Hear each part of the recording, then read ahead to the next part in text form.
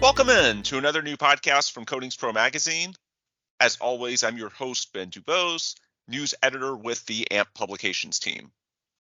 Earlier this month, our friends at our sister publication, Materials Performance Magazine, hosted a roundtable conversation titled Sustainability and the Future of AMP. Carrie Cole, the editor of MP, was the host, and the guests were Sandy Williamson of Williamson Integrity Services and Cal Chapman of Chapman Engineering. Both men deal with coatings as part of many projects related to their job, and Sandy is actually a past president of NACE International. Both men are actively involved in a leadership capacity within AMP as well. With all that in mind, their conversation is certainly of relevance to our audience here at Coatings Pro as well, so I'm going to play that back for today's episode. It will start with both Cal and Sandy introducing themselves, and then the questions will come from Carrie. Here's Cal. My name is Cal Chapman. I have a business called Chapman Engineering Incorporated. We're based in Texas in the United States. I'm celebrating 35 years of leading this business as of this month, October. And I guess I can say I'm very proud of that. And I've also proven for one thing that I'm very stubborn. And in the history of Chapman Engineering, I actually started this as an environmental engineering and science company and then transitioned into corrosion control by the mid-1990s. And I can tell a couple stories in a little while about some big environmental efforts I was part of that led me to understand what sustainability means in a number of ways. Thank you, Cal. And Sandy? Yes, my name is Sandy Williamson. I've been a member of NACE and AMP for 43 years. I had the privilege of being president of NACE International back in 2016-17. And I've been active in the oil and gas, offshore, onshore, downhole plants and pipelines, and more recently, geothermal and lithium production, which I'm really excited about. More specific to what we're going to talk about today, I started a TEG back at the time in NACE, a technical exchange group in material sustainability quite a few years ago. And we're going to, as Cal mentioned, we're going to talk some more details, but I ran a technical program for the Canada Area Conference on Material Sustainability and the Circular Economy back in 2019. So I've been quite active in the sustainability space for the last few years. And as we're talking about sustainability, how do you define sustainability and what ways is it affecting business in your segment of the industry? Why is it so important? Cal, I guess we'll start with you again, please. I will grab the talking stick. For me, I'm one who tries to describe sustainability in a number of different ways, a number of different settings, because everybody in whatever their industry might be, their business might be, even their lives might be, will define it somewhat differently. So to me, sustainability means you're going to maintain something so that it has a lot of reliability, something I as an engineer love to talk about. And it also doesn't pose unintended negative consequences. I'll start with that and see what Sandy wants to add to it. Well, first off, I think what's important to underline, Carrie, is that as corrosion practitioners or professionals, we really are part of the sustainability space already. But I want to throw out there, I guess, the definition that was brought up by the Brundtland Commission back in '87 to the United Nations, because I think it still is relevant, even though it's talking about sustainability in a broader sense. But that is that it's really development that meets the needs of the present without compromising the ability of future generations to meet their own needs. And that's really what we're trying to strive, and particularly within AMP, focus that really on the use of materials and protecting them through corrosion management and so on. And as far as ways that it's affecting our industry and so on, I think most companies, I'm more involved in the energy sectors, and I think most companies today are actively discussing ways that they can make their operations more sustainable. I think everybody recognizes that, and there's a growing recognition that following sustainable practices has a significant return to their economic bottom line, which I guess is really important for any company that's in business. That's right. Very good. Thank you. So with AMP, we have the AMP Sustainability Task Force and other initiatives coming down the pike. There's a Sustainability Symposium and Expert Panel session at the AMP 2024 conference. What else do you know of being done at an association level to help with this initiative? Well, as you said, and this goes back to my time in when I was on the board. The AMP board has clearly recognized sustainability in their mission, and as you mentioned, they've now formed a task force to regularly report back to them what's going on in the association. What are the different activities, and are we furthering that mission? Again, I've got the privilege of chairing the symposium coming up in New Orleans at the annual conference, where we're going to have a half day on material sustainability. I'm just in the process of reviewing papers with our reviewers right now, and we've got a good full morning of papers. And then we didn't want to just leave it with peer-reviewed papers, although they're very, very important. We wanted to have the opportunity to bring in a number of industry leaders and association leaders for a forum and panel in the afternoon. So we're going to kind of make it what I might call a sustainability day on the Monday at New Orleans. So we'll have a 2-hour panel in the afternoon. We're going to kick that off by giving Hongwei Wang, who's been leading the writing of SP 21466, which is a standard on material sustainability. I've been quite active in that, and we, I think, are producing a standard in very good time. It should be finished by this year, and with the plan that we can actually have it out and circulated, and let Hongwei introduce that as part of the panel, which I think really will show those attendees how AMP has embraced sustainability. But then and again, as part of a panel, we'll be bringing in speakers from around the world and let them chat about what sustainability, kind of like, I guess, our podcasts, like what the sustainability means to them, and then still leave an hour for discussion and so on. So lots of activities planned, and I think it's going to be front row and center at the conference in New Orleans.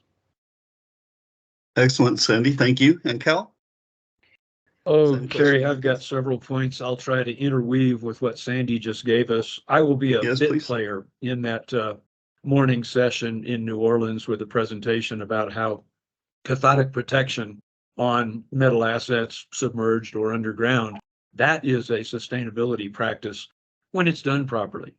And I'll also speak, I've been working with the materials performance staff on a number of things over the years, and my tendency is to tell stories, studies of basically how not to do things. Let's look at the ways people have done things incorrectly. Let's look at ways budget has been wasted. If you're wasting budget, that is not a sustainable practice. And so for me, the lessons learned, the case studies showing people some better practices to incorporate is really, really important. And actually, Don Eden and I had an exchange back in, it was either a Tampa board meeting or the Denver board meeting, where we both emphasized how if a company is going to teach sustainability practices within its own organization, it has to drive that teaching all the way out to the people in the field. It's one thing to talk about it. You're not going to get it practiced unless it's their boots on the ground. So as we have discussed, Materials Performance Magazine is starting a new sustainability corner. I wonder, in addition to that, as an association publication, what can or should MP do to help with the mission of sustainability? I would love to grab this first, Kerry, because I've talked with a number of people within the NACE, now AMP, management for the last few years about the point Sandy just made earlier. NACE, SSPC, with whom we've now combined, and AMP These have been organizations that were practicing sustainability in the 1940s and 1950s, beginning in North America, but then spreading around the world. Many of the things we have done as this big organization drive sustainability processes, but I don't think we've talked about it in that kind of language historically. And so one of the things I've done recently as part of this presentation that will go forward in New Orleans is to look at things like the NACE impact study that was published in 2016 that described very well how investing in asset sustainability gives return on those investments. We obviously don't put a pipeline in the ground, build a great big bulk storage tank for potable water or oil or refined products, and expect to give up on it in 10 or 15 years. We have to build those with good design, good construction, and then maintain them to get long, safe service lives. That is all sustainability process. Very good point. Thank you. And Sandy, what do you have in mind as far as what MP can do? I think Cal's pretty well covered it with his response. I think our mission right now is to allow more and more of our members through your publication or through our publication understand what this word sustainability really means. And I think if you're going to have a regular article, I think one of the most effective ways is to have regular case histories, being whether it's the cathodic protection sector, whether it's the coating sector, and we've got coatings papers coming up in New Orleans on this, whether it's in the steel industry, whether it's in pipelines, whatever. I think there's and we've included what we can in the back end of the standard that we're going to publish to help people say, that's my industry, and that's something I'm familiar with. Okay, how did they go about it in there? And I think the light bulbs will start to come on as they see something more specific being talked about in their industry. So I love the idea of having that sustainability corner or sustainability regular article, and just take it in bite-sized pieces that way. I like that a lot. If I could add one quick thing, Kerry. Yes, I was sitting with MP staff in Houston just a couple of months ago to talk about the Sustainability Corner, some ideas. But I asked those staff people, okay, let's go through the articles you have in your last 3 months. How many of these do not have something that is sustainability related? Yeah, it's a small number. In other words, we are talking about sustainability, sustainable practices, case studies showing why you should have done it differently over and over again. We just have to change the language we present with a little bit to get people more aware.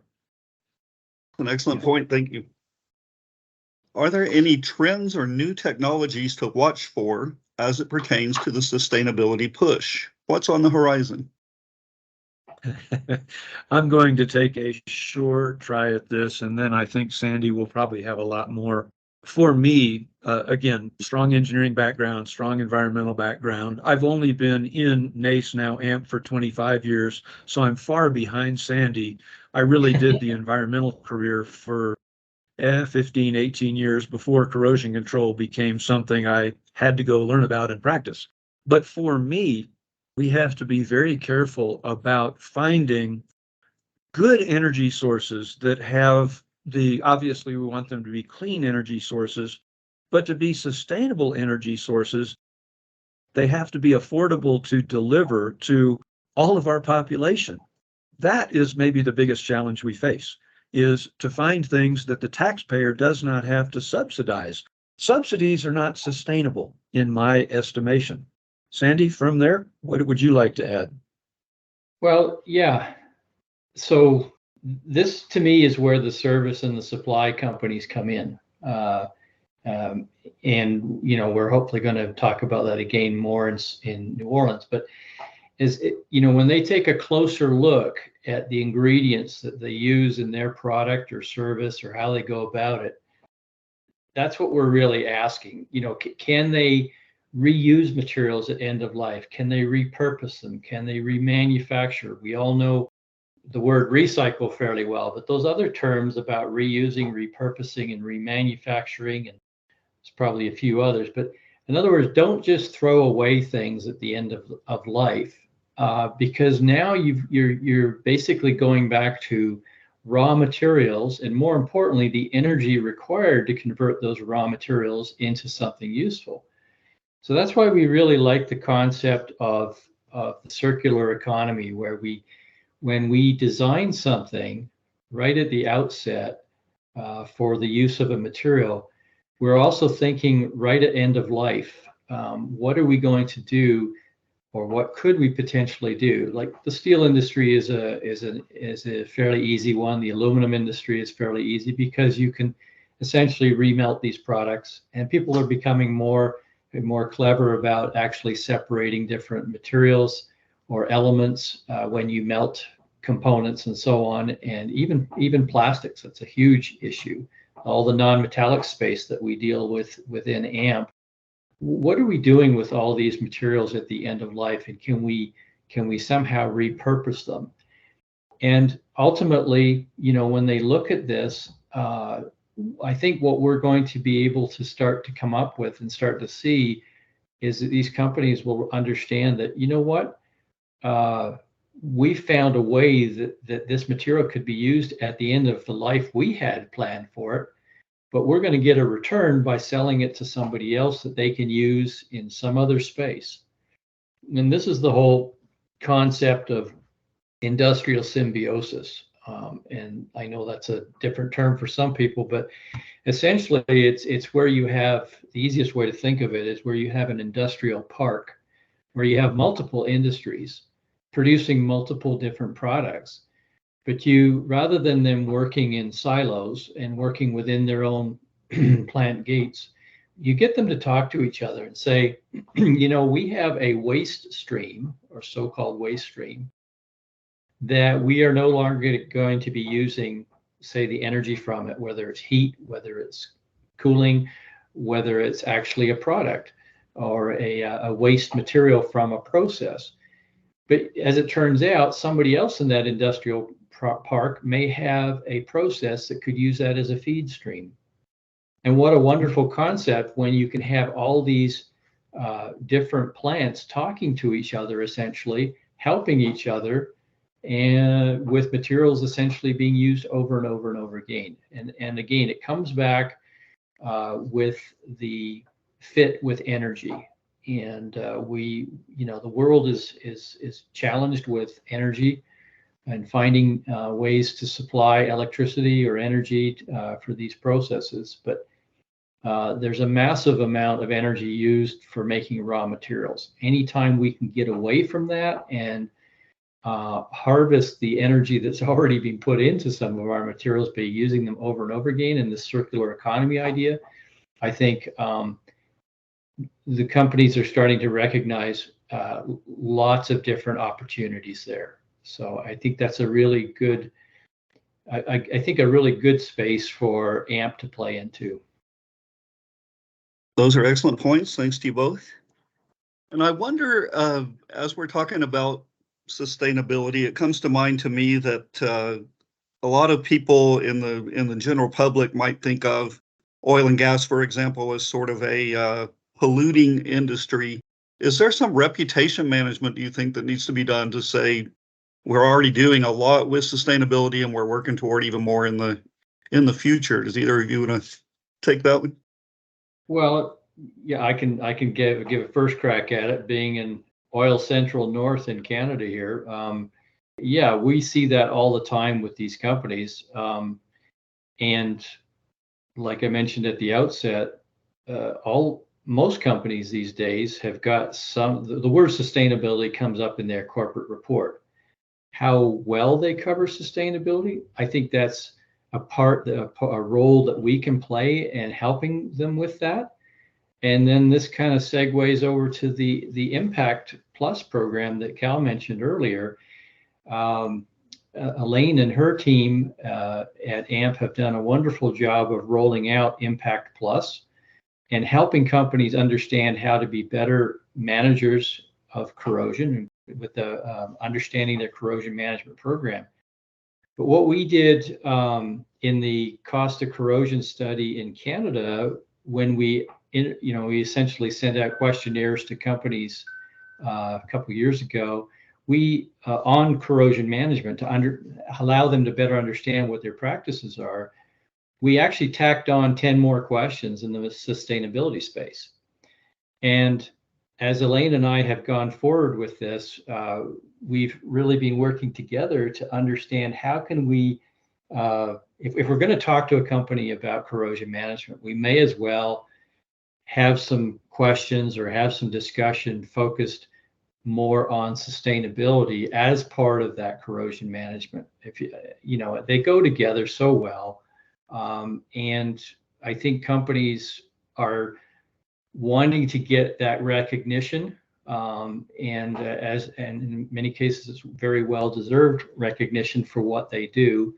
As you mentioned, it doesn't hurt the reputation of a fossil fuel industry. It gets enough knocks in the press as it is, but there are many efforts being taken to reduce the footprint of emissions, and that's really, as we go forward with the energy transition, which I think we need to keep on that line. We're just going to help the energy transition as we move forward become more of a sustainable energy industry too. Very good, thank you. And Cal? I've got actually a couple of things I will add to that. I like Sandy's comments and approach very much.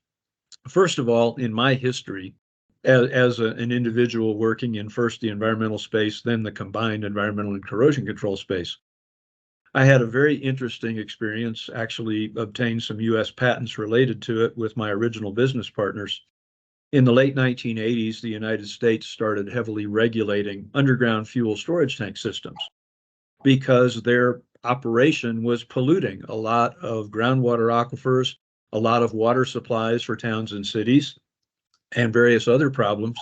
So between about 1989 and the late 90s, I worked on this, not exclusively, but very, very heavily. And what I learned through that process was, in just the United States, underground fuel tanks went into use in the very early 1900s. And we used them with no regard for spilling these petroleum products on the ground surface, leaking them into the underground. So you had about 5 generations of people enjoying the benefits of underground fuel tank systems without having to pay for any of the undesirable consequences. And then lo and behold, the mid to late 80s, we learned what was going on, and we had to put fees together and go structure state reimbursement funds to be able to allow many of these small companies, even mom and pop entities, to deal with these consequences. So what did we do over 70 years? Well, we did it the wrong way for a long time. Then we learned how to remediate the bad and then operate far, far better going forward. Now we have an underground fuel tank industry that rarely lets anything get out into the environment subsurface. Air emissions is another story I could talk about too. But again, we have to apply these lessons learned to similar processes, and again, be much smarter about how we apply our precious resources. What are resources? They are money, they are energy, they are human effort. There's more on the list, but start with those 3. Those need to be invested wisely, invested properly, or we're doing damage. Mm-hmm. Very good. And that segues nicely, I think, into the expectations for sustainability in the future. So is there a timeline and an outlook moving forward? Are there reasonable goals to attain by a certain year? And do you expect any actions to be taken either in the private sector or from government, and what might those be? Well, let's see. We only have thousands of opportunities, so which one to pick first? Yes, right. Carrie, that's a provocative question. It's far too broad, but I will tell you that for my interests, I do work in the oil and gas space, as does Sandy. I work in public water systems, water, wastewater utilities, even the electrical industry, power generation and distribution. And so I touch a lot of different pieces of, let us say, infrastructure. For me, the investment in our pieces of infrastructure, you can drill down to the community level, then you can go up to the regional transportation of people and automobiles and loads on trucks, railroads, you can go to water, wastewater. There are so many to pick. But in the United States, we passed an infrastructure investment bill, whether it's now resulting in some funding, I'm not even sure. But that is something that is critically important because, as I stated earlier, if we invest in maintaining preventive maintenance, repair work on a progressive basis, we keep that asset safer and healthier for much, much longer at much lower cost. I'll give you that one as to me being I think the brightest shining target. It's also a huge target, and you have to the local, municipal, and state, provincial entities, and then you have to harness the energy of the federal entities, and you've got to have the designers and the contractors, of course, in the private sector to go get the work done. Very good points. Thank you, Cal. And Sandy, how do you see the future of sustainability? Well, I guess more specific to AMP, I'm again very encouraged with being able to issue this SV 21466 standard, which I think it's got lots of great information in about KPIs that companies can self-audit with, and hopefully gives the reader a much better understanding of what we really mean by material sustainability and stewardship. So I think the first thing is, once we issue that, is to help the members and organizations understand how they can better use that standard to improve their organization. And again, we've included a few case histories in the back. We through the writing of this standard, we started going down a few rabbit holes, as you undoubtedly, it's hard to avoid sometimes. So we kind of backed out of those rabbit holes and said, let's keep this standard to be as general as possible, not try to talk about a particular industry. So I think one of the next steps for AMP to take on would be, to generate some further standards that are more specific to the cathodic protection space, or some of our different supply spaces, or even oil and gas pipelines and so on. How can we take this sustainability standard and make it more pertinent to our industry? We're planning on having a paper talking about the nuclear industry, which is front row and center in a lot of people's discussions these days. And that's going to be very interesting for people to hear about how does sustainability fit into the nuclear industry. So the standard, I think, is the one thing that it's coming out next year. And then I think the way the association works, we would expect, in the coming 1 or 2 years, some additional standards coming out. I think we want to continue with, AMP now has these technical communities of interest. It's very important, I think, that we allow members to come together at an annual conference or at other monthly meetings or whatever to talk and network about the issues. And we also talked a little bit about the Impact Plus program. I think that's been a very successful program for NACE and now AMP in helping companies achieve their financial goals better by understanding that corrosion management does affect that bottom line, and weaving in the sustainability concepts with that will be really important. And then finally, the one that's a bit of I think a real challenge for, as we look at AMP International, if you will, on an international basis. And I know it's a front row and center for Alan Thomas, our new CEO, is advocacy. And how do we get, as Cal had mentioned, regional, municipal, regional, provincial, state, whatever, and federal governments, how do we get their attention with this? Because move the politics aside. This is a bipartisan type of issue. This is something that makes sense no matter what stripe you are. Absolutely. And, we don't want to get too much into the climate change rhetoric side of things. I think we've got a really good bipartisan message to be able to bring forward with our policymakers, let alone the business leaders. So advocacy, I think, is very, very important with this. How do we get this message out? And one of the ways is through conferences. If we've got a standard that we can stand behind, and then we have maybe some area or AMP sponsored one-day seminars, whatever. Let's keep the ball rolling on this and allow those people that want to get more information, give them that opportunity. So that's the thing I think that's most important and probably the most challenging is the advocacy side of things. Sandy, if I could add to this just one thing, and that's you gave us some phenomenal content right there. To me, advocacy is almost always education of whoever it is you're sitting with. We as an organization have some very strong messages to teach about. You obviously have to fit it to your audience, whether this is a regulator, whether this is a politician or the political staff.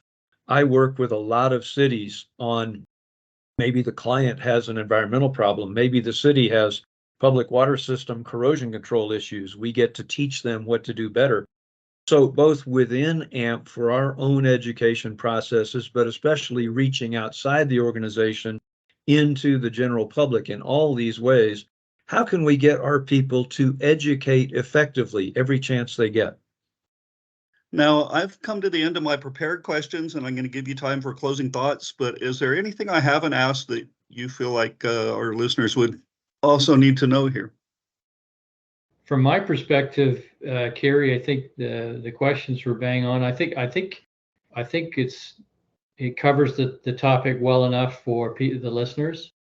And, from my perspective, it's, from a closing thought perspective is get involved. AMP's been a wonderful organization to network with and to learn with over the years for myself, and I know for Cal as well, and our membership. So I'm looking forward to seeing people and hearing their sustainability stories at the venues that we have coming up in New Orleans. And I think we just, the more opportunities we've got to get together and share, the more we're going to make progress on this. I would give emphasis to one point I touched on earlier, and that is for every person in every job, make your budget, get the work done effectively, cost effectively. You're not going to get the second amount of money to redo what the first amount of money was supposed to do. And yet I see this happen time and time again. If you're going to let somebody waste your money, that's not a sustainable practice. All right, so I'll give you a chance at this time to give any closing thoughts, and in particular, looking for a call to action. If our listeners want to know more information, is there someplace you would direct them? Yeah, as I mentioned earlier, I think the call for action is get involved with the technical community of interest that we have established on material sustainability. We're going to have a half a dozen excellent papers covering coatings, CP, nuclear, inhibitors, and so on that will be issued as part of the proceedings. And I think the panel discussion will be a really good chance to sit back and listen to what's going on and get involved with the technical community of interest. And I think they'll find it very rewarding, both personally as well as I think for their organizations. Thank you, Sandy. And Cal? I have two messages in closing here. First, a thought that strikes me from something we went over earlier. A lot of companies, I think, have success stories that have sustainability in their roots. They should tell that story to the public. For my clients who are in oil and gas, petrochemical, yes, they do keep their heads down. There's a lot of flack being thrown around too frequently. I think they do have successful operations, improvements in operations. They could advertise, they could show we have accomplished a more sustainable process, practice, whatever. I think that would be a great positive message for them to put out. That's one. Sandy emphasized how people should be getting involved in the technical communities at the conferences. And I'll just re-emphasize, we have to educate one another and learn from one another about both our successes and our not successes. Let's learn from the mistakes, but let's also learn from the positive things being done. Excellent insight there from Cal Chapman of Chapman Engineering and Sandy Williamson of Williamson Integrity Services. If you want to reach out to either of them, they're easily searchable on LinkedIn, and that would be my advice for where to start. With that, we'll bring this episode to a close. For Cal Chapman, Sandy Williamson, and Carrie Cole, I'm Ben Dubose. And if you want more resources from AMP or Coatings Pro, just visit amp.org or coatingspromag.com. And as for Materials Performance, which initially hosted that podcast, they are discoverable online at materialsperformance.com. While at those sites, if you search for sustainability, you should be able to find a number of related articles. With that, we'll wrap up. As always, thanks for listening, and we'll be back soon with another new episode.